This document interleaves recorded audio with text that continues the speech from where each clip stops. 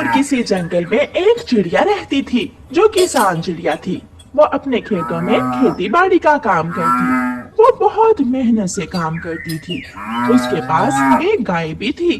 चिड़िया अपनी गाय का दूध निकालती, कुछ दूध घर में रख लेती और कुछ दूध बेच देती। घर के दूध से चिड़िया शुद्ध देसी घी बना लेती। सब्जियां उसके खेत में हो जाती। चिड़िया अपने खेत से ज्यादा सब्जियां तोड़कर अपनी बैलगाड़ी पर लादती और शहर वाले जंगल ले जाती।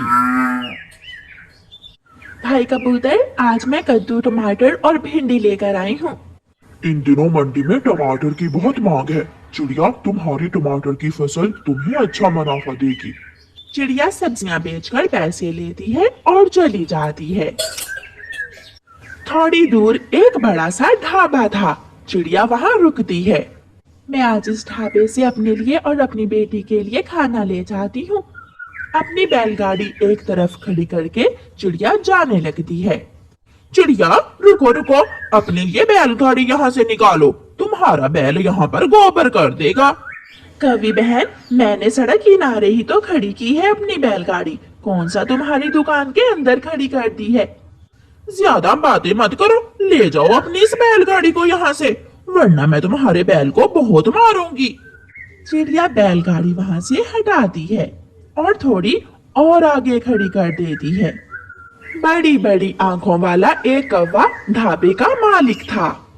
दूर दूर हो जाओ, तुम ढाबे के अंदर मत आओ, तुम्हारे पंखों पर मट्टी लगी हुई है, मेरा सारा ढाबा खराब हो जाएगा।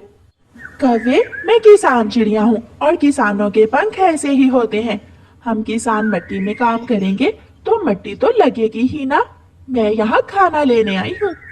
नहीं है तुम जैसी गंदी चिड़िया किसान के लिए यहाँ खाना। चिड़िया बहुत बेइज्जती महसूस करती है और वहाँ से चली जाती है। मम्मा, आपने तो कहा था कि आज आप खाना शहर वाले जंगल से लाएंगी।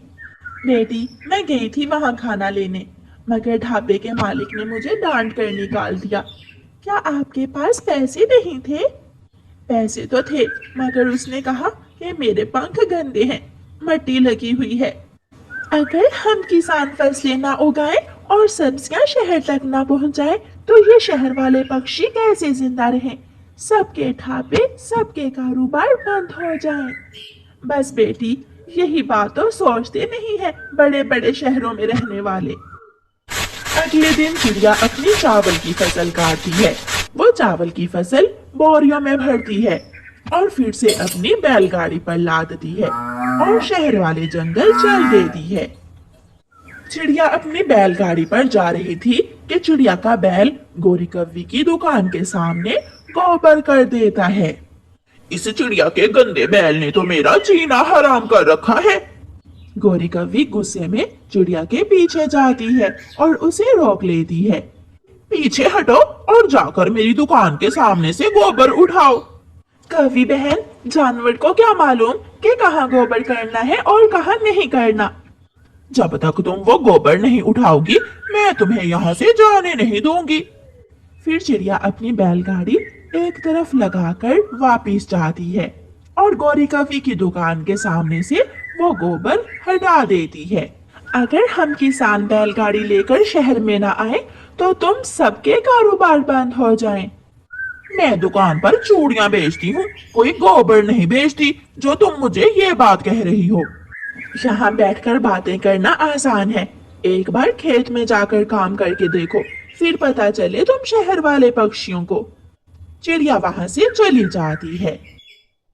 चिड़िया अपनी चावल की फसल गोदाम में रख देती है और अपने पैसे लेने के लिए कबूतर के दफ्तर में जाती है। चिड़िया, यहाँ एसी चल रहा है, तुम बाहर जाकर बैठ जाओ, मैं तुम्हारा हिसाब बनाता हूँ। भाई जी, मुझे भी थोड़ी ठंडी हवा ले लेने दें। मुझे पसीने की बू आ रही है तुम में से, तुम बाहर जाओ। अपने खून पसीने से हम किसान कमाकर शहर में लाते हैं। जिस दिन हम किसानों ने अपना पसीना बहाना छोड़ दिया, उस दिन तुम शहर वालों के एसी बंद हो जाएंगे। चिड़िया बाहर जाकर बैठ जाती है। आज चिड़िया की आंखों में आंसू आ जाते हैं। कोई मुझे गंदी बोलता है, कोई कहता है कि मेरा बैल शहर में आकर गौबर ना करे। किसी को मेरे पसीने की बू आती है। मैं भी आज के बाद शहर वाले जंगल नहीं आऊंगी। देखती हूँ ये शहर के पक्षी कैसे जी पाते हैं गांव के बिना। चिड़िया अपने पैसे लेती है और घर वापस चली जाती है।